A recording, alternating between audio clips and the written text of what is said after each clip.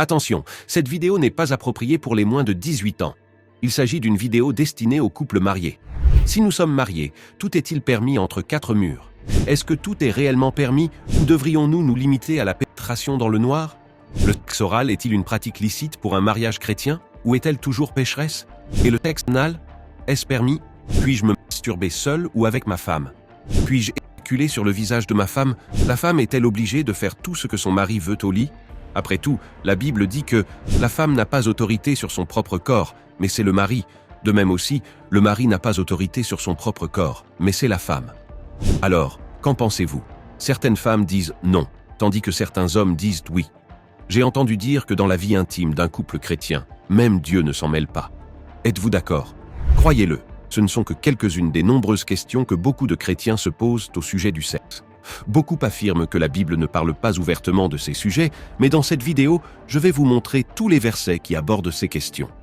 Dans cette vidéo, vous comprendrez la véritable signification de ces versets et comment ils s'appliquent à votre mariage. Ainsi, vous aurez une base solide pour répondre lorsque vous devrez discuter de ces questions polémiques. Et attention, dans la dernière partie de cette vidéo, nous parlerons exclusivement de la pornographie et des pires problèmes qu'elle peut causer dans un mariage. Vous serez choqués de savoir ce que certains chrétiens font malgré leur connaissance de la parole de Dieu. Je vous demande une minute d'attention fondamentale à tous. Mes chers frères et sœurs, cette vidéo dure plus de 40 minutes. Sachez qu'une grande recherche et beaucoup de travail ont été nécessaires pour organiser tout cela de manière claire, prudente et conforme à la parole de Dieu. L'objectif est d'apporter des éclaircissements et des orientations à ceux qui cherchent ce genre de sujet et qui ne trouvent personne pour en parler avec une vision biblique. Nous souhaitons ardemment recevoir vos commentaires et opinions sur ce contenu, mais prenez en considération de regarder la vidéo en entier avant de tirer des conclusions. Nous demandons à Dieu que ce contenu puisse servir de lumière pour les chrétiens, surtout pour les couples. Cette vidéo est une réponse aux demandes fréquentes de nombreuses personnes. Nous avons pris soin de créer un matériel que vous ne vous sentirez pas mal à l'aise de regarder, ni de partager, car notre objectif est l'éclaircissement. Cependant, sachez que nous n'hésiterons pas à aborder des vérités dures et fondamentales, surtout dans la partie finale de cette vidéo. Votre manière de nous remercier pour ce travail est de laisser un simple like dès maintenant, afin que YouTube diffuse ce contenu à plus de personnes. Ne manquez pas de partager sur vos réseaux sociaux. Cela peut sauver des mariages et restaurer des histoires considérées comme des cas désespérés. Beaucoup de questions sont posées ici dans les commentaires. Et, à ce qu'il paraît, vous n'avez pas le courage de les poser à votre pasteur local. Ou si vous avez posé ces questions, il semble que certains pasteurs n'ont pas été honnêtes en donnant leurs réponses. Ces questions figurent parmi les plus fréquentes dans le milieu chrétien et parmi les plus difficiles à répondre en ce qui concerne la vie sexuelle du couple chrétien. Probablement, la sexualité est l'un des domaines où les chrétiens ont le plus de doutes et où règne une grande ignorance. Mais avant de répondre quoi que ce soit, je veux d'abord dire que nous devons traiter ce sujet avec légitimité. Je sais que beaucoup de personnes peuvent avoir été choquées par le fait que nous parlions si ouvertement de ces sujets. Je m'excuse si cela vous a choqué. Cependant, comprenez qu'il n'y a aucune honte et aucun déshonneur à vouloir en savoir plus sur ce sujet. Je sais que de nombreux chrétiens, en ayant des doutes sur le sexe anal et oral, cherchent à éclaircir leurs doutes parce qu'ils veulent honorer le Seigneur. Ils veulent avoir une relation sexuelle propre, pure, et ne veulent pas que leur conscience soit accablée par le péché. Par conséquent, les doutes avec cet objectif sont plus que légitimes.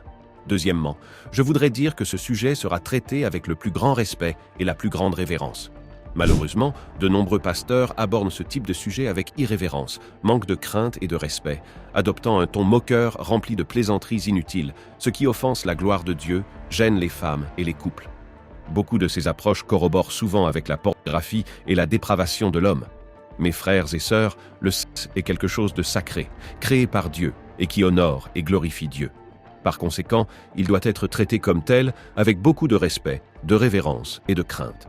Plusieurs mots de cette vidéo seront coupés afin de ne pas nuire à la monétisation de YouTube. Qu'en disent les gens à ce sujet? En discutant de ces sujets, vous allez rencontrer deux opinions bien différentes. L'une dira que ce sont des pratiques strictement pécheresses. L'autre dira que non, qu'il n'y a aucun soutien dans les Écritures pour dire que c'est un péché, rendant ainsi le sujet encore plus difficile à aborder. Ceux qui jugent que c'est un péché disent parce que le corps a été créé anatomiquement pour que la pratique sexuelle soit réalisée de manière extrêmement limitée et adéquate, c'est-à-dire uniquement l'union des organes génitaux, pénis et vagin. Utiliser les organes génitaux d'une autre manière serait donc considéré comme un péché. D'autres groupes, en revanche, défendent que c'est permis et qu'il existe d'autres façons d'utiliser le corps qui ne sont pas limitées à sa fonction initiale évidente. Mes frères et sœurs, nous sommes tous d'accord que pour être pris au sérieux, nous ne pouvons pas parler de n'importe quel sujet uniquement en fonction de nos préférences personnelles. Et quand nous parlons de sexe, nous ne pouvons pas en parler selon nos goûts personnels. Nous devons toujours prendre comme référence la Bible, qui est la parole de Dieu. Que dit la Bible ? Tout d'abord, comprenez que la Bible ne dit pas toujours tout de manière explicite. Malgré cela, Paul a écrit 2 versets très importants. Gardez bien ces 2 versets en mémoire, car nous les rappellerons à la fin lorsque nous aborderons la partie la plus importante de cette vidéo. Toute écriture est inspirée de Dieu et utile pour enseigner, pour convaincre, pour corriger, pour instruire dans la justice, afin que l'homme de Dieu soit accompli et propre à toute bonne œuvre. Et à un autre moment, l'apôtre Paul a écrit « C'est lui que nous annonçons, exhortant tout homme et instruisant tout homme en toute sagesse, afin de présenter à Dieu tout homme devenu parfait en Christ. » Et cette présentation parfaite ne se réfère pas seulement à un jour dans l'éternité, il s'agit de travailler avec une église locale pour que chaque homme et chaque femme de Dieu mûrissent dans la perfection. Le mot « parfait », ici en grec, est vraiment parfait. C'est le mot grec « teleios », signifiant l'achèvement, la maturité, le comblement total, sans défaut, sans tâche. Par conséquent, comprenez que même si la Bible ne contient pas exactement le mot que vous cherchez pour une situation spécifique, c'est en elle que vous trouverez le principe de l'enseignement divin, car cette parole a été inspirée pour instruire le peuple de Dieu sur le chemin de la perfection et du salut.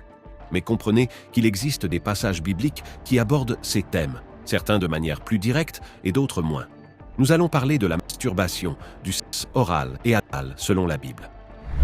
Et qu'en est-il de la masturbation et de l'utilisation de vibromasseurs ? Est-ce un péché si cela se produit entre le couple ? Parlons d'abord de la masturbation. Qu'est-ce que la masturbation ? C'est du sexe en solitaire. C'est la recherche d'une stimulation tactile qui procure un plaisir rapide et individuel. C'est l'homme qui se stimule jusqu'à éjaculer et la femme jusqu'à atteindre le plaisir maximal. Lorsque nous regardons la Bible, nous voyons que Dieu a créé le sexe pour qu'il se produise entre 2 personnes. Ainsi, je ne pense pas qu'il soit approprié d'appeler masturbation ce que vous faites avec votre mari ou ce que le mari fait avec son épouse. L'excitation nécessite des touches, des stimuli. Cela commence par des baisers, des câlins et aboutit à la stimulation directe de la vulve. Anatomiquement, le clitoris de la femme est à l'extérieur. Dieu ne l'a pas placé là par hasard. Il est destiné à être stimulé, touché par le mari. De la même manière, l'homme peut également être touché et stimulé par son épouse. Ce qui se passe entre les deux, je considère cela comme une excitation mutuelle. Ce sont des stimuli nécessaires pour que les deux soient extrêmement excités et atteignent l'apogée du plaisir. Mais les vibromasseurs, est-ce un péché, même si le couple les utilise ensemble ? Concernant les vibromasseurs, j'ai une autre perspective. Le grand risque du vibromasseur est quelque chose de très sérieux, mais personne n'en parle. Il favorise la dénervation du clitoris. Que signifie un clitoris dénervé ? La femme possède environ 10 000 terminaisons nerveuses dans le clitoris. Pour que vous compreniez, le gland du pénis n'en a que 4 000. Dans le clitoris, il y a de 8 à 10 000 terminaisons nerveuses. Comprenez que cet organe extrêmement sensible, lorsqu'il est stimulé par un appareil à la même fréquence et au même pouls, augmentant l'intensité, subit des lésions dans sa structure. Cela est très facile à prouver. Demandez à une femme qui utilise un vibromasseur depuis environ 3 mois, par exemple. Aujourd'hui, après 3 mois d'utilisation, utilisez-vous la même intensité qu'au début ? Et la réponse sera toujours non. Elle dira « Non, j'ai déjà augmenté la puissance. J'ai même changé de modèle de vibromasseur. J'ai commencé avec un bullet qui semblait inoffensif, maintenant j'en ai un autre, plus puissant. » Cela s'explique parce que la puissance initiale ne stimule plus suffisamment. Savez-vous ce que cela signifie ? Que le clitoris perd sa sensibilité. Maintenant, imaginez le contraire. S'il existait un appareil que les hommes mettaient sur le gland du pénis, l'endroit le plus sensible, et qu'avec le temps, ils perdaient cette sensation. L'utiliserait-il ? Je ne vois aucun homme laisser un mâle se produire à son pénis. Pourtant, chez les femmes, il existe un mouvement étrange qui encourage l'utilisation de ces appareils, en omettant ces dommages réels et prouvés sans les remettre en question. Peut-être à cause de cette idée que l'on entend souvent. Ah, l'homme ne parvient pas à trouver le clitoris. La femme souffre en silence, cherche à se satisfaire et finit par ignorer les risques qu'elle prend. Je dirais même plus. L'industrie du sexe atteint les femmes de manière beaucoup plus directe. Elle implante l'idée qu'elles ont un problème ou un défaut. Lorsque l'on pense il est difficile d'avoir un orgasme, on ne considère pas que le toucher du mari pourrait être plus précis ou que l'environnement doit être adapté pour que la femme atteigne l'orgasme. Le réflexe immédiat est souvent « si j'achète un vibromasseur, cela résoudra mon problème ». L'industrie du sexe implante en nous l'idée que nous sommes problématiques pour vendre ces produits. Notez bien mes paroles. Dans 5 à 10 ans, nous aurons une épidémie de femmes qui ne ressentiront plus de plaisir. Pourquoi ? Parce qu'elles se seront lésées dans la plupart des zones responsables du plaisir. Aucun vibromasseur ne résoudra cela, même s'il devient de plus en plus puissant. Des suceurs plus forts, une double pénétration, une stimulation clitoridienne avec une double pénétration. Les choses ne font que croître et augmenter en prix tandis que vous doutez de votre potentiel. Dieu a tout fait parfait. Vous n'avez pas besoin de vibromasseur. Connaissez votre corps, parlez avec votre mari et atteignez ensemble le plaisir avec le temps. Le couple doit apprendre à se satisfaire. Mais qu'en est-il du sexe oral? Que peut ou ne peut pas faire un chrétien à ce sujet? Que dit la Bible sur le sexe oral ou les caresses orales? Il existe des passages bibliques qui parlent de cette oralité. Vous pouvez noter ces passages si vous le souhaitez. Cantique des Cantiques 2.3, Cantique des Cantiques 4.16, Cantique des Cantiques 7.2, Proverbes 5, 18, 19. Comme c'est souvent le cas dans le Cantique des Cantiques et les Proverbes, le langage est métaphorique. Cependant, en examinant l'origine de ces mots, on trouve des références au pénis, à la vulve et à la bouche. Ces versets parlent des caresses orales comme faisant partie du répertoire de Salomon et de son épouse.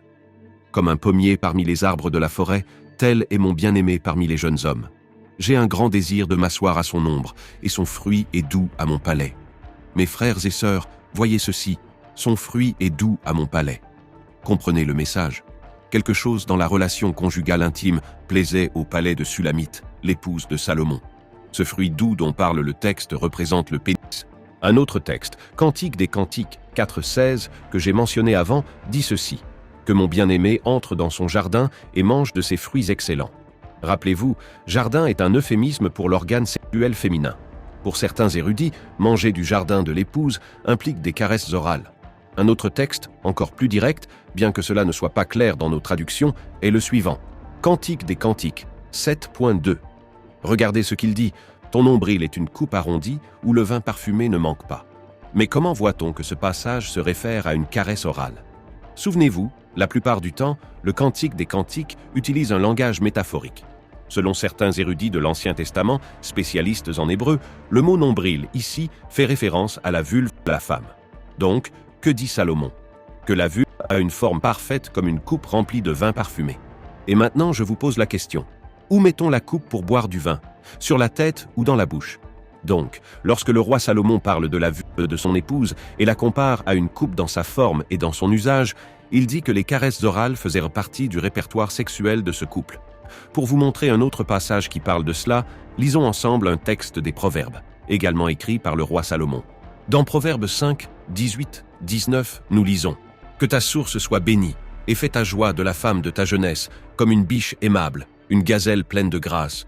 Que ses seins te rassasient en tout temps, sois constamment enivré de son amour. » Nous voyons ici un autre texte utilisé par ceux qui soutiennent que les caresses orales ne posent pas de problème selon la Bible.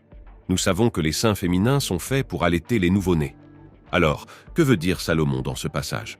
En parlant de la relation d'un couple, il utilise un exemple montrant que certaines parties du corps peuvent également servir au plaisir sexuel. Donc, que remarquez-vous dans le Cantique des Cantiques et les Proverbes? Il y a des passages parlant des organes génitaux masculins et féminins avec des métaphores très suggestives, des corps nus, des seins caressés et embrassés, montrant que la relation sexuelle ne se limite pas à la pénétration, mais inclut des caresses impliquant d'autres parties du corps du conjoint. Cela nous permet de dire que le sexe oral peut être valable dans ce contexte, à condition, bien sûr, qu'il ne remplace pas la pénétration. Quelle conclusion pouvons-nous en tirer? La Bible ne l'ordonne ni ne l'interdit explicitement, mais elle montre que les caresses orales faisaient partie du répertoire sexuel de Salomon et de son épouse. Qu'est-ce que cela signifie? La Bible ne dit pas que c'est obligatoire. Donc, vous ne pouvez pas dire que la Bible est contre, car il n'y a pas de base biblique pour cela. Et maintenant, à ce moment précis, peut-être que certains d'entre vous pensent avoir enfin trouvé l'argument biblique parfait pour obliger leur conjoint à faire ce que vous désirez tant, mais qu'il ou elle refuse toujours. Arrêtez-vous là. Parlons maintenant de la consensualité. Comprenez que c'est une question que le couple doit décider en fonction de la conscience morale et spirituelle de chacun. Je suis de ceux qui pensent qu'on ne change pas une équipe qui gagne. Donc, si vous et votre conjoint êtes heureux avec les caresses orales, continuez. Si vous êtes heureux sans les caresses orales, Continuez également. Personne n'a à se mêler de votre vie conjugale. La Bible, en effet, laisse de la place pour l'oralité. Vous constatez dans le Cantique des Cantiques une vie sexuelle plaisante et détendue. Pas détendue par rapport aux principes, mais détendue par rapport aux névroses et aux exigences inutiles. Il existe des principes pour le sexe biblique. Et quels sont ces principes? Le plaisir, l'intimité profonde, la connexion, le respect et le consentement. Et c'est de respect et de consentement dont nous allons parler maintenant. Vous devez comprendre que vous ne pouvez pas être insensible à votre partenaire. C'est sans aucun doute l'aspect le plus important de cette question, c'est le point qui a le plus d'impact. Pressureriez-vous votre conjoint à pratiquer le sexe oral s'il ou elle trouve cela désagréable? Si vous le faites, vous êtes insensible, et c'est un péché d'être insensible. Soyez bons les uns envers les autres, compatissants, vous pardonnant les uns aux autres, comme Dieu vous a pardonné en Christ. Le mot-clé ici est presser. Vous ne devez jamais presser votre épouse ou époux à faire quelque chose contre son gré. À ce moment, certains peuvent dire qu'ils ne sont pas d'accord, car la parole dit « La femme n'a pas autorité sur son propre corps, mais c'est le mari. De même aussi, le mari n'a pas autorité sur son propre corps, mais c'est la femme. » Le contexte de ce passage est le sexe, mais qu'est-ce que cela signifie en pratique? Eh bien, cela signifie que tant le mari que la femme peuvent se dire l'un à l'autre « J'aimerais faire ceci » ou « Je n'aimerais pas faire cela ». Mais les deux ont le droit de dire « J'aimerais ». Dans un bon mariage, dans un mariage bibliquement beau, il y a toujours l'un des deux cherchant à être plus bienveillant que l'autre. Ce sont les principes que je crois qui devraient servir de paramètres pour le couple chrétien concernant le sexe oral. Il est nécessaire d'avoir une conversation claire entre mari et femme, et la conscience morale et spirituelle de l'autre ne doit pas être blessée. Mais maintenant, nous devons parler de l'autre côté de la médaille du consentement, et ce point est peut-être encore plus délicat que le premier. Une fois mariés, notre niveau de responsabilité doit être différent, et notre niveau de conscience également. C'est très triste de le dire, mais il existe des couples qui sont juste des amis vivant ensemble, car il n'y a plus de relations sexuelles. Vous pouvez dire que le sexe n'est pas tout, et je suis d'accord. Cependant, le sexe reste quelque chose de très important. Quelque chose à retenir est que l'insatisfaction de l'un des conjoints augmente la probabilité d'immoralité sexuelle selon ce que dit Paul. Mais, à cause des fornications, que chacun ait sa femme, et que chaque femme ait son mari. Que le mari rende à la femme l'affection qui lui est due, et que la femme agisse de même envers le mari. La femme n'a pas autorité sur son propre corps, mais c'est le mari. De même aussi, le mari n'a pas autorité sur son propre corps, mais c'est la femme. Ne vous privez pas l'un de l'autre, si ce n'est d'un commun accord pour un temps, afin de vaquer à la prière, puis retournez ensemble, de peur que Satan ne vous tente par votre manque de maîtrise. De plus, la parole de Dieu elle-même dit que la négligence dans ce domaine de la vie ouvre la porte à l'action de l'ennemi. Celui qui est rassasié piétine le rayon de miel, mais pour celui qui a faim, tout ce qui est amer paraît doux. Quand le miel manque, même l'amer devient doux. Cela signifie que lorsqu'il manque tout type d'intimité et d'attention à la maison, même ce qui était méprisé commence à devenir attirant. L'infidélité est un sujet délicat et il est facile de juger ceux qui trahissent comme étant de mauvais caractère. Cependant, la réalité peut être plus complexe. Il y a des personnes qui restent sans relation sexuelle pendant plusieurs mois. Cela ne signifie pas que la personne qui n'en a pas à la maison est autorisée à chercher satisfaction à l'extérieur. Pas du tout. Cela signifie simplement qu'il y a une responsabilité partagée entre les conjoints pour maintenir le lien d'intimité et la santé du mariage. Cela nécessitera certainement des efforts des deux côtés. L'insatisfaction sexuelle est l'une des principales causes de rupture conjugale. Souvent, les conjoints utilisent la privation sexuelle comme une arme pendant les conflits. Ne faites jamais cela. Il n'y a rien de plus imprudent dans un mariage que cela. Peut-être êtes-vous choqué par cette vidéo. Il est courant que beaucoup de gens aient appris tout au long de leur vie que le sexe est quelque chose de sale ou d'immoral, surtout s'ils ont grandi dans des environnements où cette vision prédominait. Si c'est votre cas, il est important de demander à Dieu de vous purifier de ces pensées. Le sexe dans le mariage n'est pas péché. Au contraire, c'est une expression d'amour et d'intimité que Dieu bénit. Un exemple important à considérer est lorsque l'un des conjoints ne se donne pas entièrement à l'autre. Un jour, j'ai conseillé une femme qui a fini par divorcer parce qu'elle ne voulait pas avoir de relations sexuelles avec son mari. Il y a des cas où ce manque de désir peut avoir des causes physiques, et il est essentiel de consulter un médecin pour comprendre la raison. Cela peut être quelque chose de résoluble avec un suivi médical. En plus des questions physiques, il est crucial de considérer les aspects psychologiques. Beaucoup de gens ne ressentent pas de plaisir dans le sexe à cause de traumatismes passés, tels que des abus ou des expériences négatives dans la famille. Si vous êtes un homme ou une femme dont le conjoint a eu une expérience traumatisante, soyez patient et aimant. Demandez de l'aide à Dieu et cherchez des conseils. La guérison et la réconciliation sont des processus qui demandent du temps et des efforts, mais avec amour et patience, il est possible de surmonter ces difficultés. Mais qu'en est-il du sexe anal? Est-ce que ce qui s'applique au sexe oral peut être utilisé ici? C'est l'une des plus grandes polémiques au sein de l'Église. Voyons ce que la Bible dit. La Bible est claire en condamnant la pratique du sexe anal, la considérant comme un péché, comme indiqué dans le livre de Romains, chapitre 1. Ils ont changé la gloire du Dieu incorruptible en images représentant l'homme corruptible, des oiseaux, des quadrupèdes et des reptiles. C'est pourquoi Dieu les a livrés, dans les convoitises de leur cœur, à l'impureté, en sorte qu'ils déshonorent eux-mêmes leur propre corps. Eux qui ont changé la vérité de Dieu en mensonge et qui ont adoré et servi la créature au lieu du Créateur, qui est béni éternellement. Amen. C'est pourquoi Dieu les a livrés à des passions infâmes, car leurs femmes ont changé l'usage naturel en celui qui est contre nature. Et de même, les hommes, abandonnant l'usage naturel de la femme, se sont enflammés dans leurs désirs les uns pour les autres, commettant des choses infâmes, homme avec homme, et recevant en eux-mêmes le salaire que méritait leur égarement.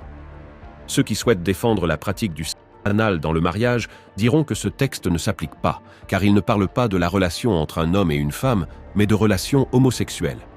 Cependant, je veux attirer votre attention sur quelque chose. Concentrons-nous sur l'expression « changer l'usage naturel ». Si la Bible dit que ces personnes ont changé l'usage naturel de leurs relations intimes, je pose la question. Le sexe anal est-il naturel? C'est la question. L'apôtre Paul, en se positionnant de manière condamnatoire envers les relations homosexuelles, les considère comme contraires à la nature. En créant l'homme et la femme, Dieu les a créés de manière anatomiquement correcte pour qu'ils aient des relations entre eux. Il a créé des dispositifs dans l'homme et la femme, que nous appelons la génitalité, et qui ont été faits précisément pour l'acte sexuel. En revanche, l'anus a la fonction unique et spécifique d'expulser ce qui ne sert pas au corps, n'est-ce pas? Le sexe anal est comparé au péché de sodomie dans les Écritures, étant vu comme un usage contre nature du corps. Mais ce sujet n'est pas seulement une question de péché selon la Bible, c'est aussi une question de santé. Les nombreux dommages pour le corps. Vous devez également comprendre que, en tant que pratique contraire à l'usage naturel du corps, ce type de sexe entraîne une série de conséquences physiques négatives pour le corps de la femme. L'anus n'a pas de lubrification naturelle, ce qui peut provoquer des fissures et des lésions graves dans la région. Ces lésions saignent et ouvrent la voie à l'entrée de bactéries dans la circulation sanguine. Ces bactéries peuvent atteindre le cœur et provoquer une endocardite bactérienne, un problème de santé très sérieux. L'anus est conçu pour expulser les matières fécales, non pour recevoir un pénis. Il possède deux sphincters, le sphincter anal externe, que nous pouvons contrôler, et le sphincter anal interne, que nous ne pouvons pas contrôler. Lors du sexe anal, le pénis force le sphincter anal interne dans le sens contraire au naturel, provoquant de réelles lésions à ce sphincter. Des études montrent que, parmi 100 homosexuels pratiquant le sexe anal, 61% présentent un certain degré d'incontinence anale, ne parvenant pas à retenir les matières fécales molles, dures ou les gaz. Ces lésions sont provoquées par la pratique du sexe anal. Et voici un point important. Comprenez que ces études ont été faites sur des hommes qui possèdent une musculature plus forte, et malgré cela, 61% d'entre eux ont présenté des lésions. Chez les femmes, dont la musculature est moins robuste, les dommages et le risque d'incontinence anale sont encore plus élevés. Pourquoi le sexe anal est-il interdit? Parce qu'il lèse et endommage le corps, qui est le temple du Saint-Esprit. Dans Éphésiens 5, nous comprenons que l'homme doit aimer le corps de sa femme comme il aime son propre corps, tout comme Christ a aimé l'Église au point de donner sa vie pour elle. Par conséquent, l'homme doit aimer et prendre soin du corps de sa femme, et non le blesser. Les maris devraient avoir de la considération pour leur épouse et la protéger de tout type de dommages, au lieu de la soumettre à des pratiques non seulement humiliantes, mais aussi nuisibles pour sa santé. Cette pratique doit être abolie de la relation conjugale car elle cause des dommages significatifs, renforçant son inacceptabilité, même entre mari et femme. Le fait qu'elle soit pratiquée entre mari et femme ne la rend pas acceptable. Et si la femme aime ça, même si la femme aime cela, elle nuit à sa santé. Alors, ne le faites pas. Nous devons comprendre qu'il existe des fantasmes maléfiques qui surgissent dans notre esprit à cause de contenus que nous consommons. Tant l'homme que la femme doivent comprendre que le mariage n'est pas une légitimité pour pratiquer tous les types de fantasmes qui passent tôt par la tête. Lorsque j'ai parlé de fantasmes sexuels, peut-être que ce mot a une connotation négative pour vous, mais cela doit être corrigé, car peut-être que vous n'avez jamais été enseigné de la bonne manière. Avant d'aborder la partie la plus importante de cette vidéo, parlons brièvement des fantasmes sexuels. Mes frères, avant tout, comprenez quelque chose de fondamental. Dieu a créé le sexe, Dieu a créé nos hormones, et il a aussi créé les zones érogènes et les organes génitaux de l'homme et de la femme. C'est lui qui a conçu ce projet et nous a façonnés exactement comme nous sommes. Donc, comprenez une fois pour toutes, le sexe n'est pas quelque chose de sale, le sexe n'est pas impur en son essence. Le sexe est une création de Dieu. Il a été créé par un Dieu saint qui nous l'a donné comme un cadeau. Le sexe est une expression d'amour que Dieu a créée pour être exercée dans le cadre d'une alliance entre un homme et une femme qui se sont engagés à vivre l'un pour l'autre toute leur vie. C'est le sexe qui nous unit en une seule chair avec notre épouse. Ne pensez pas que Dieu a créé tout chez l'homme, mais qu'au moment de créer les organes génitaux, Dieu s'est retiré et a appelé le diable pour terminer le reste. Il est l'auteur de l'œuvre complète.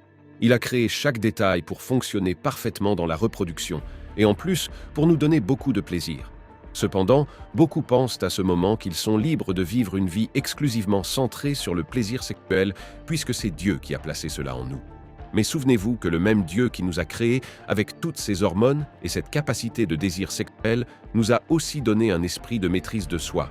Car ce n'est pas un esprit de timidité que Dieu nous a donné, mais un esprit de force, d'amour et de sagesse, afin que nous ne soyons pas comme des animaux uniquement guidés de manière irrationnelle par leurs instincts. Vous devez comprendre que le désir sexuel joue un rôle fondamental dans la vie de l'être humain. Pour commencer ce sujet, je voudrais vous dire que Jésus a abordé les fantasmes sexuels. Jésus parle dans Matthieu 5, 27-28 du désir erroné d'un homme, affirmant que le simple regard impur avec un désir incorrect équivaut déjà au péché d'adultère. Jésus, sachant que l'homme est composé de corps, d'âme et d'esprit, reconnaissait que l'être humain possède des désirs qui peuvent être bons ou mauvais. Il ne condamne pas le désir en soi, mais les fantasmes sexuels pour quelqu'un d'autre que son propre conjoint.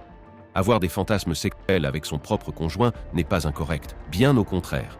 Dans Proverbes 5, 18, 19, nous lisons « Que ta source soit bénie et fais ta joie de la femme de ta jeunesse. Comme une biche aimable, une gazelle pleine de grâce, que ses seins te rassasient en tout temps. Sois constamment épris de son amour. » Par conséquent, notez qu'il est positif qu'il y ait du désir entre conjoints. Cela est signe de santé physique et émotionnelle dans le mariage. Mais d'où viennent ces fantasmes sexuels? Est-ce l'Esprit Saint qui place cela en vous? Non.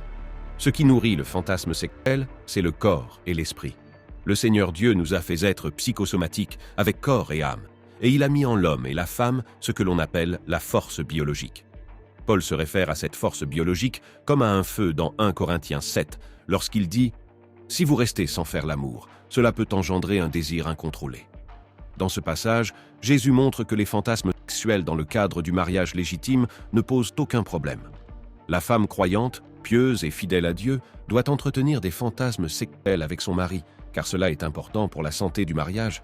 La prière seule ne soutient pas la vie sexuelle. Elle vous améliore et renforce votre communion avec Dieu.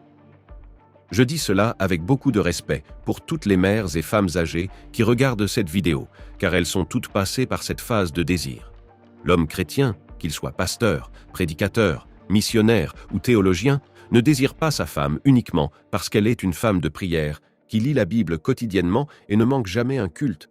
L'homme va au lit avec sa femme parce qu'il a un désir physique, et il a reçu ce désir et cette force biologique de Dieu que certains appellent feu ou énergie sexuelle. Les animaux possèdent également cette force biologique, mais l'utilisent uniquement de manière instinctive. Les êtres humains, en revanche, transforment cette énergie en fantasmes sexuels. Par exemple, avec cette force biologique, vous imaginez comment vous désirez votre femme et elle imagine comment elle vous désire. Donc, par exemple, qu'en est-il de l'utilisation de sous-vêtements, de costumes et de gel intime? À première vue, s'il s'agit de fantasmes licites, je ne vois aucun problème. En tant qu'êtres humains, nous avons de nombreuses fantaisies dans le domaine sexuel. Quel est le problème de porter une tenue un peu plus sexuelle pour votre mari? La chambre est l'endroit pour être sexuelle pour votre mari et pour votre femme. Délectez-vous de ce que Dieu a créé pour vous. Nous sommes tous d'accord sur un point. Une femme croyante doit être modeste à l'église. Cela signifie qu'elle ne doit pas se présenter avec des vêtements sensuels et provoquants en public. Cependant, à la maison, elle doit savoir que son mari, même s'il est un homme saint et pieux, reste un homme de chair. Et quand la chair est chair, quelque chose de naturel se produit. Rappelez-vous Adam dans le jardin d'Éden. Même en présence de la gloire de Dieu, Adam se sentait seul. En Genèse 2,18, Dieu a dit « Il n'est pas bon que l'homme soit seul ». Il y a des choses qui ne peuvent être comblées uniquement dans une dimension spirituelle, Des besoins humains comme manger, dormir et les plaisirs sexuels et les désirs du corps sont naturels et placés par Dieu pour être utilisés pour le bien du corps et de la vie humaine sur terre.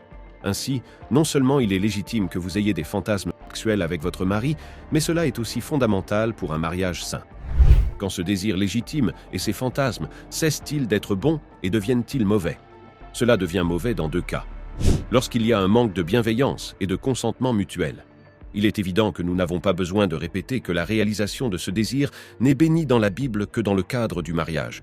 Cela dit, la première chose qui rend ce désir illégitime est le manque de consentement mutuel. Le principal texte qui nous enseigne cette question est le suivant. Vous, mari, demeurez et vivez de même avec vos femmes, avec discernement, en leur témoignant honneur comme à un vase plus fragile. Les mots « demeurer et vivez » signifient vivre la vie commune à la maison, le quotidien impliquant des relations sexuelles. Alors ayez des relations sexuelles avec elle, avec discernement, avec sagesse, avec grâce, avec amour, en tenant compte du fait qu'elle est le vase plus fragile. C'est-à-dire que cela ne doit rien être d'imposé, de contraignant ou d'agressif. Un autre texte qui soutient cette question est celui que nous avons lu de nombreuses fois dans 1 Corinthiens 7, où Paul enseigne que les maris et les femmes doivent avoir des relations sexuelles ou s'en abstenir par consentement mutuel, de sorte que les deux parties doivent être d'accord. Est-ce une fantaisie spontanée et authentique pour le couple? Les deux reconnaissent-ils du plaisir dans cette fantaisie et comprennent-ils que cela améliore leurs relations sexuelles? Ou est-ce une fantaisie que l'une des parties impose, presse, oblige et contraint l'autre à céder? Si les deux parties sont d'accord et ont la conscience tranquille à ce sujet, il n'y a certainement pas de problème en ce sens. Cependant, ces fantasmes sont quelque chose de très personnel, propre à chaque couple. Par conséquent, il est crucial que vous les jugiez au cas par cas. La deuxième chose qui rend ce désir et ces fantaisies illégitimes, c'est quand cela prend racine dans la pornographie. Nous arrivons presque au moment le plus important de cette vidéo, et avant cela, il est temps de comprendre quelque chose d'extrêmement important. Vous ne pouvez pas penser que le mariage légitime la pratique de vos fantasmes pornographiques. Vous n'êtes pas justifié de ne plus regarder de la pornographie si, dans le mariage, vous continuez d'utiliser l'héritage de vos émotions et de votre corps de l'époque où vous consommiez du porn. L'auteur des Hébreux dit quelque chose de très important. Que le mariage soit honoré de tous et le lit conjugal sans souillure, car Dieu jugera les fornicateurs et les adultères. Que le mariage soit honoré de tous et le lit conjugal sans souillure, mais nous ne devons pas apporter ces éléments sales et impurs de la pornographie dans le mariage. Autrement dit, frères et sœurs, tout n'est pas permis dans le mariage chrétien, car le mariage chrétien est digne d'honneur et ne légitime pas la pornographie ni l'héritage pornographique. Nous devons nous repentir de cela car les perversions que nous voulons pratiquer ne glorifient pas Dieu. L'acte conjugal et l'intimité sexuelle du couple doivent être exempts d'impureté. Peu importe si la culture séculière a banalisé le sexe avec d'innombrables éléments de profanation, notre Seigneur continue de nous appeler à la sainteté et à la pureté, surtout dans le mariage. Souvent, le mari, les hommes, recherchent chez les femmes ce qu'ils ont consommé pendant des années dans la pornographie ou chez les prostituées. Les femmes peuvent aussi commettre cette même erreur. Des esprits dépravés, tombés dans les vices, et après tant d'années à consommer ce genre de matériel, veulent maintenant apporter ces éléments dans le lit conjugal. Il y a une multitude d'hommes, de maris, qui ne peuvent pas ressentir de plaisir parce qu'ils ne peuvent pas voir chez leurs femmes ce qu'ils voyaient chez les actrices porno, avec ce qu'ils voyaient dans les films pornographiques.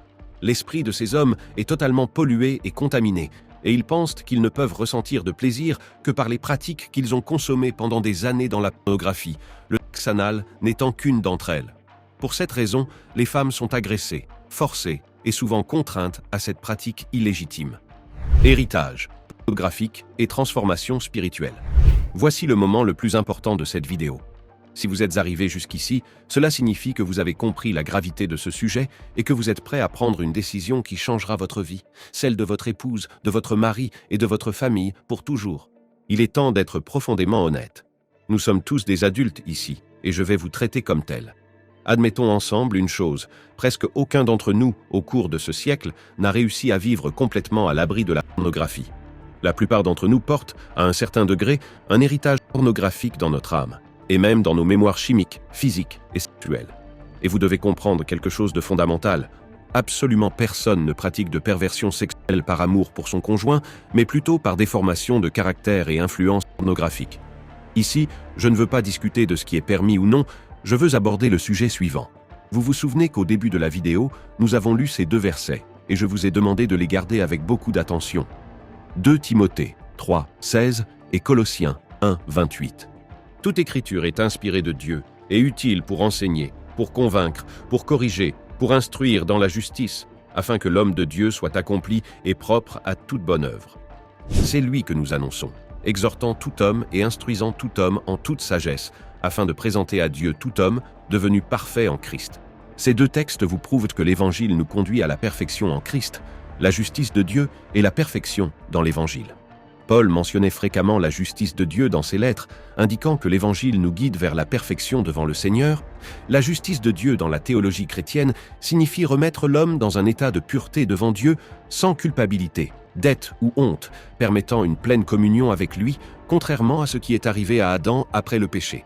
La question que vous me posez, mais que vous ne vous posez pas, devrait être plus profonde. Il est nécessaire d'être honnête et mature pour comprendre que de nombreuses pratiques sexuelles que nous désirons tant réaliser sont plus un héritage pornographique que des actes d'amour envers le conjoint.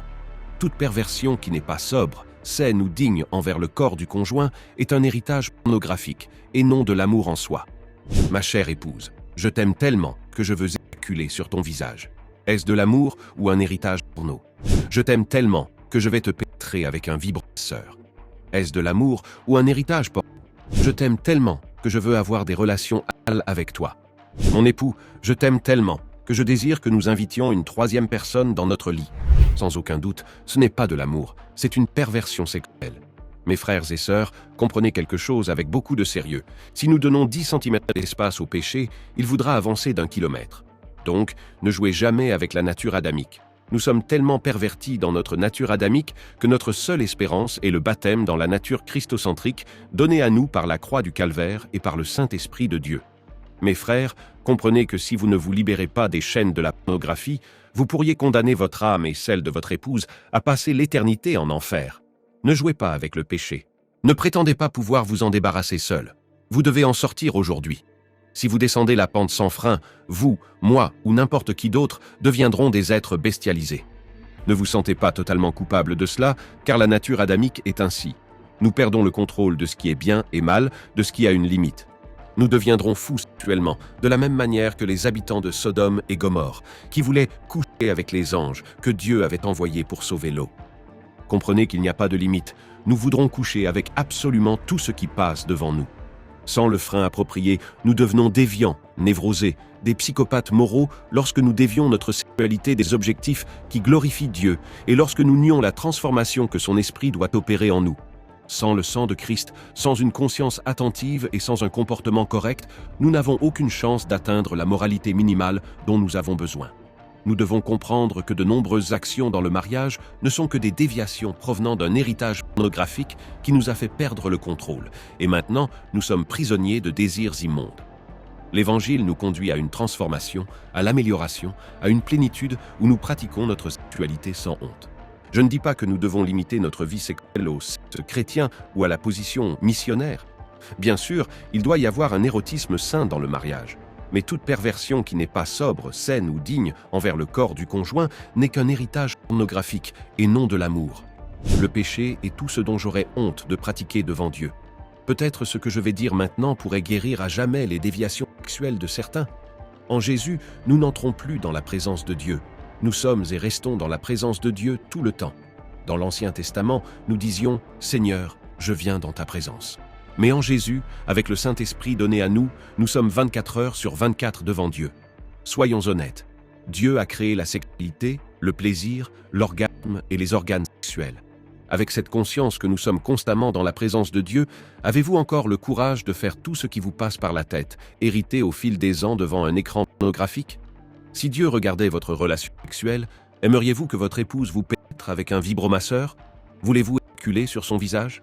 Avoir des relations anales avec elle, sachant que la présence de Dieu vous observe chacune de ces bestialités que vous avez apprises dans la pornographie? Cette vidéo ne cherche pas à désigner des coupables ou des innocents. Absolument tous, nous sommes ainsi dans notre nature déchue qui a désespérément besoin du sang purificateur de Jésus-Christ. Nous devons reconnaître que ces déviations sont des péchés, nous en repentir et revenir à une vie centrée sur Dieu. Sauvez non seulement votre mariage, mais aussi libérez votre âme de la condamnation éternelle. Parlez ensemble, parvenez à un consensus, repentez-vous et faites entrer Dieu dans votre conversation. Seigneur, nous voulons glorifier ton nom. Aide-nous. Dieu a créé la sexualité et elle doit être glorifiée en elle. Et toute aberration provenant de la pornographie doit être rejetée de nos vies pour toujours. À ce moment, portez toute votre attention sur ces paroles d'avertissement de la parole de Dieu.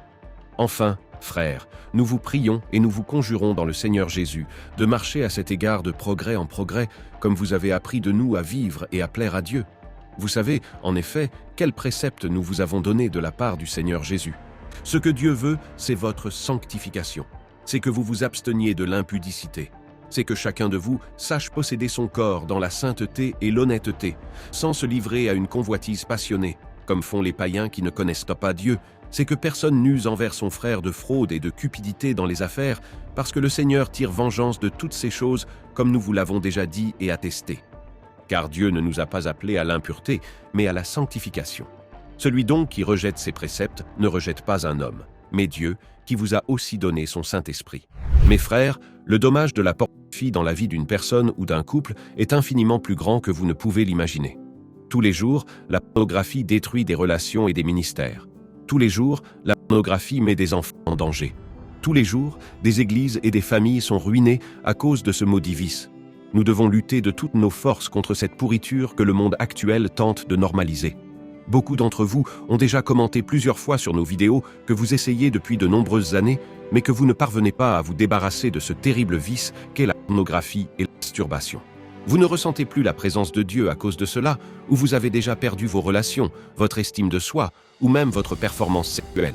En pensant à cela, nous voulons vous apporter une solution simple, directe et extrêmement efficace. Nous voulons vous présenter la méthode des 21 jours sans pornographie. Mais vous ne passerez pas seulement 21 jours loin de ce vice maudit, vous passerez toute votre vie sans cela. Nous savons que ce vice est si terrible que beaucoup de gens ne parviennent pas à s'en éloigner, même pendant 2 ou 3 jours. Mais, au cours des 21 prochains jours, vous recevrez des instructions quotidiennes avec les bons outils pour vous permettre de vous libérer de ce vice abominable une fois pour toutes. Il y a des gens qui luttent contre cela depuis des années, parviennent à se contrôler pendant quelques mois, mais finissent par retomber dans le vice et ne se libèrent jamais définitivement. Cette méthode est le chemin correct pour vous libérer une fois pour toutes. Si vous voulez en savoir plus, cliquez sur le premier lien de la description et découvrez cette méthode qui a déjà aidé des centaines de personnes et qui est maintenant disponible avec une offre spéciale de lancement pour les abonnés de la chaîne Je veux le ciel.